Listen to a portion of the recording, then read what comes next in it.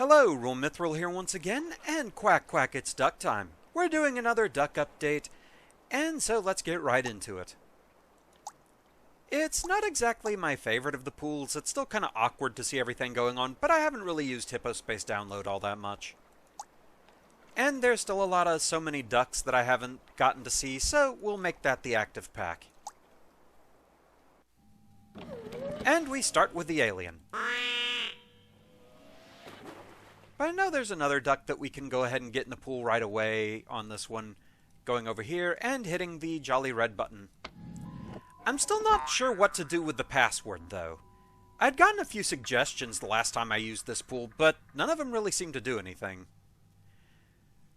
Okay, so, main reason I'm doing an update video is to get back into the swing of carrying a recording session by myself.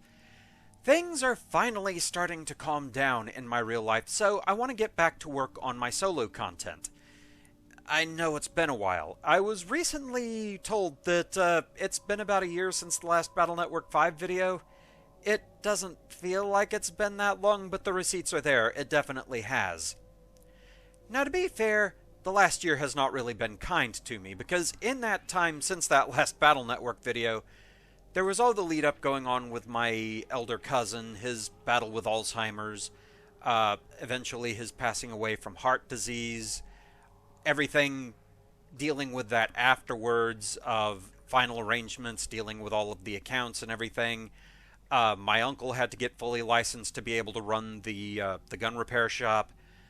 Then there was the holiday season, which led right into our one car breaking down, me getting a jury duty summons, my various meds running out, but I couldn't go into the clinic because we didn't have a car. And then the worst part of it all, one of my friends having a really bad health scare. That is the one that took the longest to resolve, but thankfully we just got some good news on that. They completed their treatments, and after the last treatment, they were supposed to wait 6 weeks and then get a scan to make sure the treatment did what it was supposed to, and it seems like indeed it did. Pajama Duck. But it seems like definitely it did what it was supposed to do. Now, they're still healing up from the treatment itself, because it is one of those where the treatment itself does have some rough stuff to it that it's still going to be a while before they're fully recovered, but it seems like they're well on the road to it. They are still going to have to go in for occasional scans to make sure that that everything stays good, but it feels more like a light at the end of the tunnel situation now, where things are good and hopefully they stay that way. And, I'm just deeply relieved by that. And of course, yes, I am being intentionally vague because it's not my place to discuss the specifics of somebody else's medical condition, so I'm being as vague as possible with it. But that is something that was weighing heavily on my mind, but thankfully, things feel like they're getting better now. So, with all of that finally calming down, I'm hoping to get back to solo content, but I need to get back into the practice of carrying a recording session by myself, because obviously, lately, it's been group recording sessions that I've been posting, which I still want to do those. It's a kind of content I always wanted to make, but we'll talk more about that later.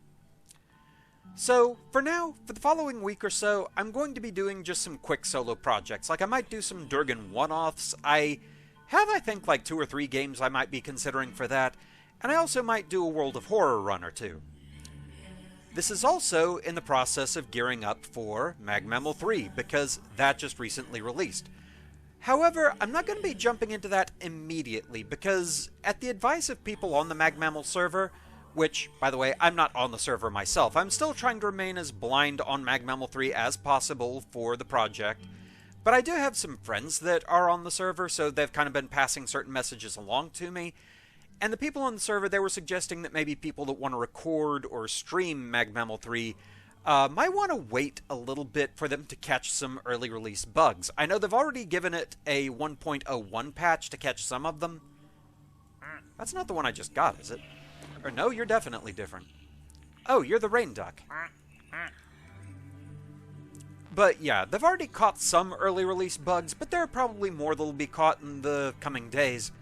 It's one of those that, yeah, they've got a dev team behind it, but the player base, they're the best bug testers you could ask for, pretty much.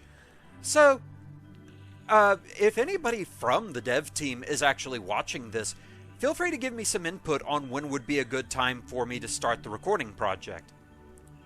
There is one other discussion that I was let in on from the server, that the people there, they were actually concerned about me doing this because they just knew I had a lot on my plate already. But, like I said, things are starting to calm down, and honestly, as much as I do dread the sheer scope of this project, because yeah, MagMML 2 was leaps and bounds above MagMML 1, MagMML 3 is bigger still, I am actually looking forward to it. I'm looking forward to getting into this, so yeah, honestly, if there's any input from the dev team on when would be a good time for me to start, feel free to let me know. I am still going to give it a week or so to kind of get back into the swing of doing solo work again, but yeah, I'm honestly getting pretty excited for this. So, there are 3 things about MagMML 3 that I do know. But beyond this, I don't know anything, and I do kind of want to keep it that way. Like I said, I want to remain as blind as possible on this. So, first thing I know, this was something that I talked about with my friends, that this might be just good information for me to have to kind of decide how I want to split up recording sessions, and that's, I know there are 15 contest result tiers. I know nothing about how big each tier is, and I know nothing about post-game. Again, I want to keep it that way. But this was something that someone else on the server had suggested, that maybe to kind of break it up a little bit so that I didn't get burnt out, maybe record a tier or 2, then work a little bit on Battle Network 5 or Pokemon Crystal or something, and then come back to it. And I think that might be how I handle things, to keep things a little bit fresh. Second thing I know is there was a second contest that was run along with MagMML 3, and that was an art contest. It was a Robot Master Design contest. Piggy Bank. So yeah, it was run basically like the official Robot Master Design contests, where they provided, I think, 3 different skeletons. I forget what the categories were exactly. I want to say it was something like legless, cable, and chest. Something like that. Or maybe wire, I don't know. But you took one of the skeletons, and you designed a Robot Master around it and submitted your artwork. And I believe, from what I understand, the results of this contest were also put in the compilation. I don't know that I'm going to be covering the art contest in the videos. Reason being, people will remember from MagMML 2, I already had a lot of Talky bit videos I had to do because of the judge commentary on the actual stage designs. And so, I don't know if I want to also commit myself to however many Talky bits and commentaries I would have to do on just the art contest. Since I'm primarily a gameplay channel, I feel like I do want to stick with just the stage design element of this. I feel like the art design contest is something that, like, I'll point out where it is. I assume there's a hub world and probably has that incorporated into it somewhere. And I'll point out where it is, but I figure I'll just leave it to people to download the games themselves if they want to take a look at the results of that contest. I just feel like that would flow a little bit better and cut down the workload a bit. Final thing I know is costumes are back, and there are 2 that I know about. One is a costume that my friend Neo made for me back in MagMML 2, the Nezumiman costume. And from what I understand, that was made official. And I'm very happy for that because it was a really good costume. I still have great memories of using that costume in the post-game stage, where all the enemies copied whatever skin you were using, and so I was just running through a gauntlet of Nezumiman, and it was amazing. I loved that. The other one I know about, this was something that fans and viewers admittedly couldn't resist sharing it with me when it was announced over Twitter, and that is that the dev team, they were kind enough to actually honor me with my own skin in the game. So, yes, you can unlock and play as RoahmMythril in MagMML 3, and I am very flattered and honored by that. I'm I'm honestly not used to getting a lot of recognition from my work. It's not something I tend to expect or anything. And so for them to have just wanted to throw that in, it really means a lot to me. There, caught up to you. I guess you're like a stereotypical nerd duck. Yep. Taped together glasses and everything. But it just it means so much to me that they wanted to put that in for me, and I'm very thankful for it. I may have been spoiled on it, but it was still just such an amazing surprise when I first saw it, and I'm so thankful for that. I'm definitely looking forward to figuring out what has to be done to unlock it. Again, I don't want to know. If I end up wanting hints on it, I will ask in the videos themselves when I get to it. But I've seen the artwork for it. I've seen like the utilities and everything. It looks very cool. Thank you so much for that.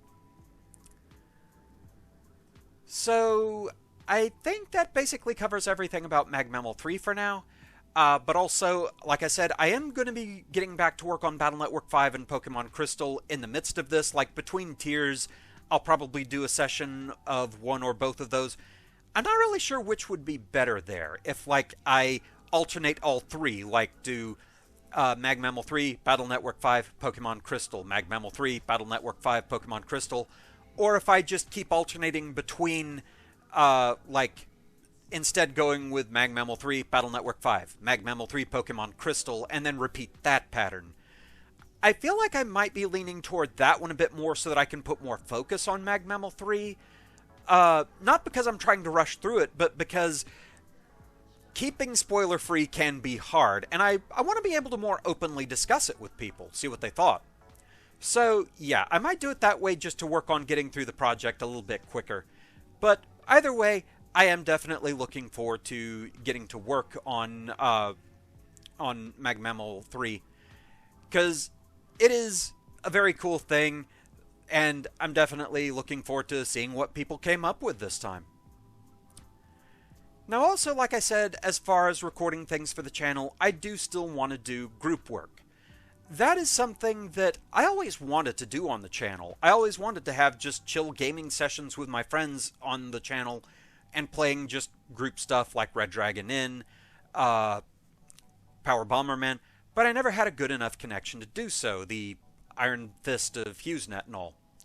But now that I'm on Starlink, it opens up more possibilities of things I can do with friends. Back in the days of HughesNet,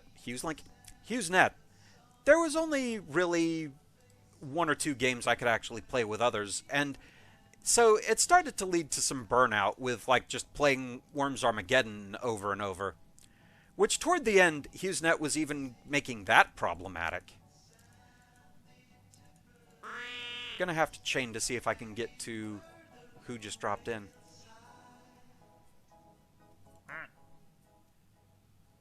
Where'd it go?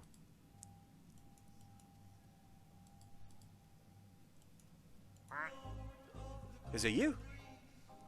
No, you were already in. Well, a duck slipped in and I'm not sure where it went. Oh, there you are. It was the sushi duck. Okay. I knew it was white. But anyway, yeah. Back toward the end of my time on HughesNet, it was even kicking me off of Worms. So it was getting really bad. But now that I'm on Starlink, there are far more possibilities of things we can play together. It keeps things fresh. And I still want to do that, so we're still probably going to have our weekend recording sessions, and it gives me a backlog of things that I can upload if I need, like, more time to work on a recording session for something else. And I think that just makes sense. Plus, honestly, Break the Durgan weekends, they help me keep my sanity, so I'm very thankful for that. And I am very thankful for all of my friends. Honestly, during this past year where just so many things happened and I have not been in a good headspace, them helping me out is honestly what kept the channel going. It's what kept me going. And so I just want to express my most sincere thanks to everyone who's been helping out with those videos. BuckshotBoo24, Neo, Ultra, Kit, Ark, Swatakata, Snuggly Squid, VG Paul, Vermilion Zero, Bees, Cheese, Pudding Mage, 128 Up, just so many people that I feel so fortunate to count among my friends, and I honestly hope I listed everyone there. If I'm going to go back through that list and make sure that I did mention everyone, because it is very important to me to do so. I just I get frazzled sometimes. But yeah, I'm just super thankful to everyone who's been helping out with that and just hanging out and keeping me sane. It truly means a lot. We just did another group recording session this past weekend, so those videos will be coming fairly soonish, but for now I am going to be concentrating on trying to do some solo work. So one last thing I do want to cover about recording itself, something that's still going on and kind of disheartening. We'll talk about it as soon as the next duck drops, because we're almost there. Parrot! I love the parrot duck.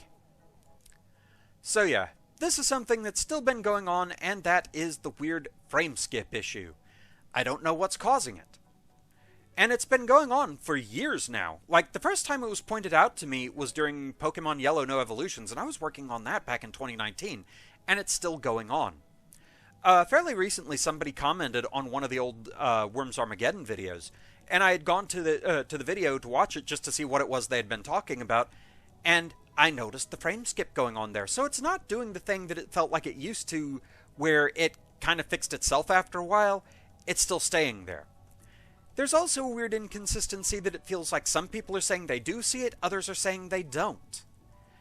And it's also not even consistent through the video itself.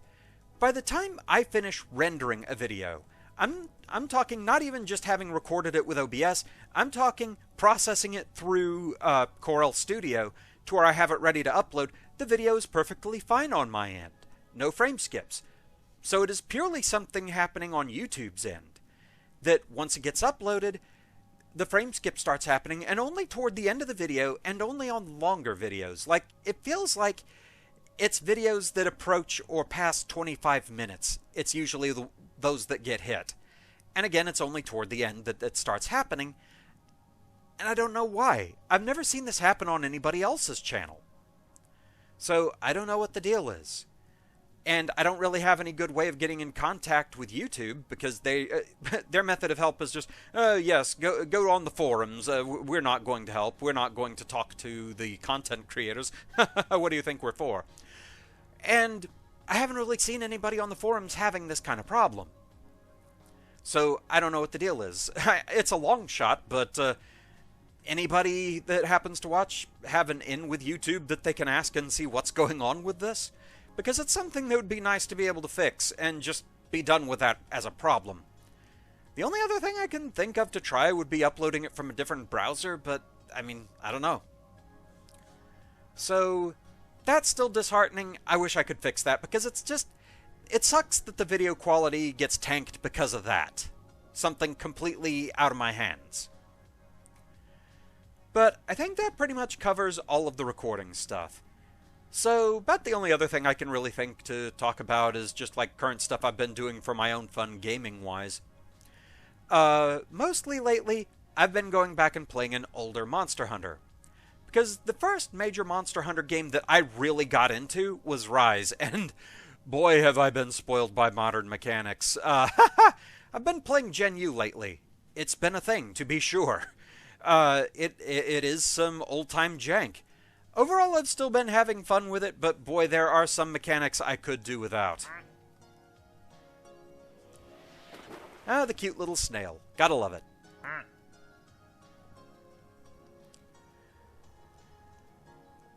But, so yeah, I've been playing Gen U. I'm getting pretty far in it. I definitely enjoy seeing certain monsters that weren't in Rise, so I get to see what they were like and everything, and that's really cool. I've also been playing a lot of Picross games lately. We just recently got the Namco Picross. Honestly, I kind of wish we'd get more themed Picrosses like that. Like, we had the Genesis one, now we have the Namco one. I'd honestly like to see a Nintendo one that has, like, stuff from good old 8-bit or even Super Nintendo, Mario, Zelda, Metroid, Kid Icarus, all that kind of stuff. And I'd also honestly be down for another Pokemon Picross. Like, I think the one we got for 3DS, I legit forget if that even went as far as Alola. I want to say it stopped at Kalos. So we'd have Pokemon from Alola, Galar... Wait, what's going on?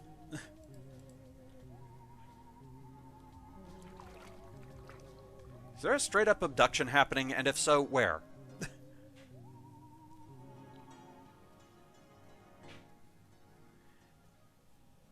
I feel like I may have seen that previously.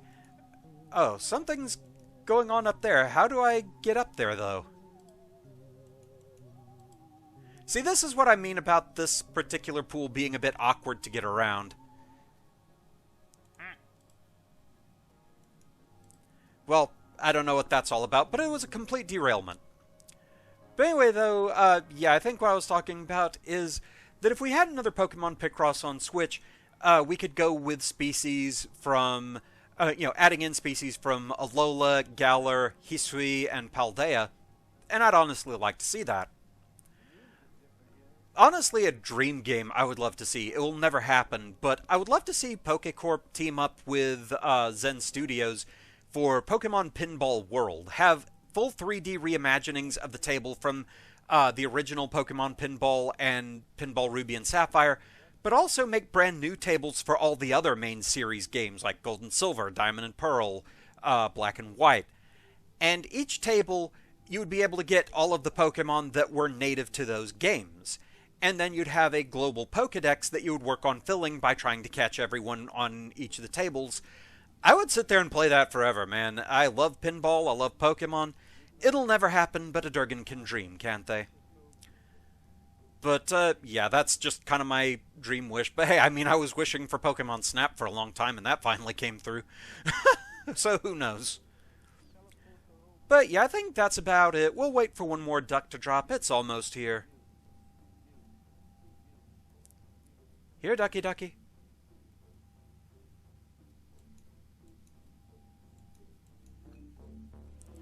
It's the coffee duck.